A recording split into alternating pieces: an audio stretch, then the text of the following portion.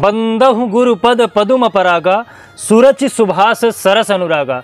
धनु राशि के जो जातक हैं, मई 2024 आपके लिए कैसा रहेगा? मई महीने में आपका भाग्य आपका साथ देगा या नहीं देगा? आपका स्वास्थ्य किस तरीके से रहेगा? प्रेम प्रसंग, शिक्षा दीक्षा, आपकी आर्थिक स्थिति किस तरीके से रहने वाली है? आपका व्यापार कैसा रहेगा? आपका दाम्पत्य जीवन कैसा रहेगा? एक एक करके सारी चर्चाएं मैं इस वीडियो में करूंगा। साथ ही साथ आपके लिए क्या खास उपाय है वो भी बताऊंगा। तो लास्ट तक आप इस वीडियो को जरूर देखिएगा।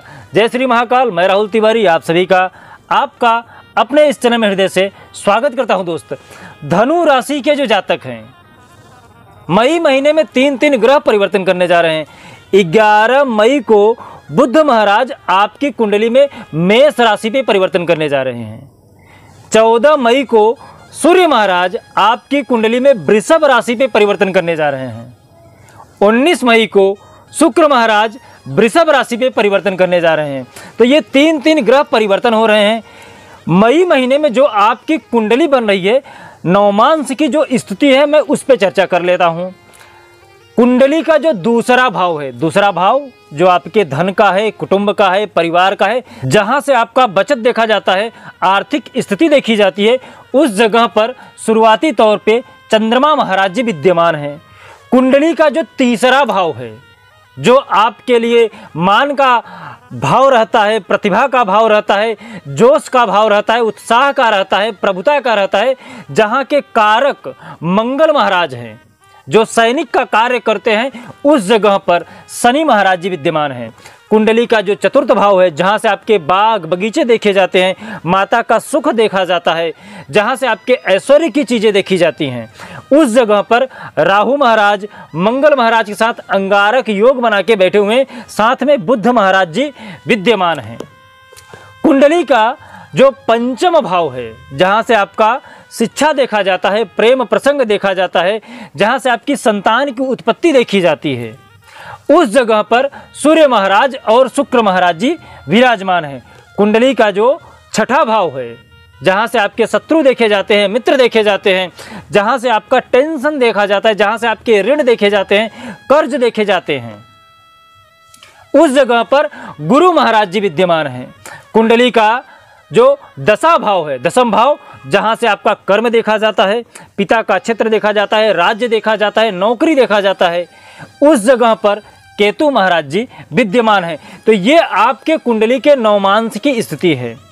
अब हम बात करते हैं सर्वप्रथम कि आपके स्वास्थ्य की जो स्थिति है, मई महीने में वो कैसी रहने वाली है। गुरु महाराज आपके कुंडली के स्वास्थ्य के विभाग देखते हैं, क्योंकि आपके जो स्वामी हैं वो गुरु महाराज हैं। गुरु महाराज इस समय कुंडली के छठे भाव में बैठे हुए हैं। छठा भाव ये अच्छा भाव नहीं है। कुंडली का जो छठा भाव है वो गलत भाव बोला जाता है। उस जगह पर गुरु महाराज जी बैठे हुए हैं। तो यहाँ पर जो आपका स्वास्थ्य रहने वाला है मई महीने में, तो वो अच्छा रहने वाला नहीं है। थोड़ा आपको ध्यान देने की आवश्यकता है। इन्फेक्शन वगैरह आपके पेट में हो सकते हैं, तो थोड़ा बहुत आपको बीमारी छोटी मोटी इन्फेक्शन की वजह से हो सकती है। तो यहाँ पर आप पानी का उपयोग अधिक करिएगा।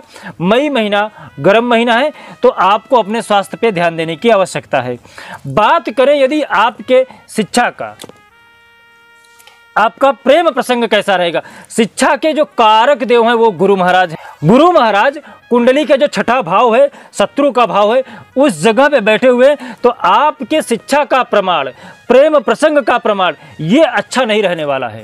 क्योंकि सूर्य महाराज कुंडली के पंचम भाव में बैठे हुए हैं और अपने ही भाव को देख रहे हैं। तो यहाँ पर सूर्य महाराज प्रेम प्रसंग में और आपकी शिक्षा में दोनों जगह आपको प्रॉब्लम क्रिएट करेंगे। 14 मई के बाद यदि सूर्य महाराज चेंज हो जाते हैं, फिर भी आपकी जो शिक्षा दीक्षा है वो मई महीने में तो अच्छा नहीं रहने वाला है। तो यहाँ पर आपको सूर्य महाराज और गुरु महाराज दोनों को शांत करने की आवश्यकता है। बात करें यदि आपके दाम्पत्य जीवन का और व्यापार का, दाम्पत्य जीवन के जो कारक देव हैं वो हैं शुक्र महाराज। कुंडली के पंचम भाव पे शुक्र महाराज जी इस समय बैठे हुए हैं। मंगल महाराज आपके कुंडली के चतुर्थ भाव में बैठे हुए हैं। मंगल महाराज भी आपके बिजनेस व्यापार को देखते हैं और शुक्र महाराज भी आपके बिजनेस व्यापार को देखते हैं।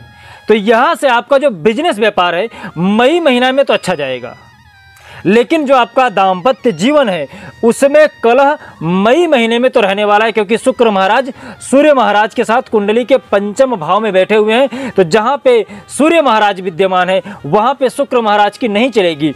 14 मई के बाद जैसे ही सूर्य महाराज परिवर्तन होकर कुंडली के छठे भाव में जाएंगे तब आपकी स्थिति थोड़ी सी सही होगी, लेकिन 19 मई के बाद शुक्र महाराज फिर चेंज होकर कुंडली के छठे भाव में चले जाएंगे जो गलत भाव है। तो यहाँ पर भी आपकी जो दाम्पत्य जीवन है उसमें कठिनाइयाँ निश्चित रूप से आपको देखने को मिलेगी।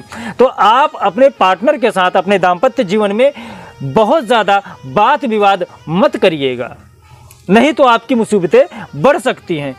बात करें यदि आपके नौकरी की, नौकरी आपकी अच्छी रहने वाली है, क्योंकि शनि महाराज कुंडली के तीसरे भाव में बैठे हुए हैं, यहाँ से अपने भाव को देख रहे हैं। तो नौकरी के लिए ये महीना मई महीना आपके लिए बेहतरीन जाने वाला है। यदि बात करें आपके भाग्य का, भाग्य के जो कारक देव हैं वो गुरु महाराज हैं, ये आपके कुंडली के छठे भाव में बैठे हुए हैं।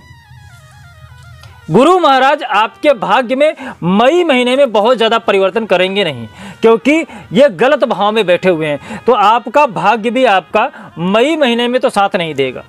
केतु महाराज ये आपके कुंडली के 10वें भाव में बैठे हुए हैं। 10वां भाव जहाँ से आपका नौकरी देखा जाता है, पैसा देखा जाता है, तो केतु महाराज आपको अचानक प्रॉफिट दे सकते हैं। बात करें यदि आपके पूरे ओवरऑल कुंडली पे, तो आपका स्वास्थ्य नहीं सही रहेगा मई महीने में, बिजनेस व्यापार थोड़ा लो चलेगा, नौकरी के लिए बढ़िया रहेगा। तो मई महीने में आप क्या उपाय करें? मई महीने के लिए मैं आपको उपाय बता देता हूँ। सोमवार के दिन आप शिव जी को यदि मधु का लेप करते हैं और उनके सामने बैठकर ओम ब्रींग बृहस्पतये नमः इस मंत्र का जाप करते हैं, तो आपके कुंडली में जितने भी ग्रह हैं सब के सब सही हो जाएंगे। आप हर सोमवार को मई महीने में कर सकते हो ये उपाय। साथ ही साथ यदि आपकी और भी कोई समस्या है तो आप हमें कमेंट में अपना नाम और अपनी समस्या लिख के सेंड कर सकते हैं। जैसे में समय मिलेगा मैं आपसे संपर्क करूंगा। साथ ही साथ अपने व्यक्तित्व को इतना महान बनाइए कि जो बड़े हैं वो आपसे सम्मान पा सके, जो छोटे हैं आपसे प्रेम कर सकें और कोई भी स्त्री आपसे सहजता से बात कर सके। जय श्री महाकाल। आपका दिन शुभ हो, मंगल हो, स्वस्थ रहें, मस्त रहें।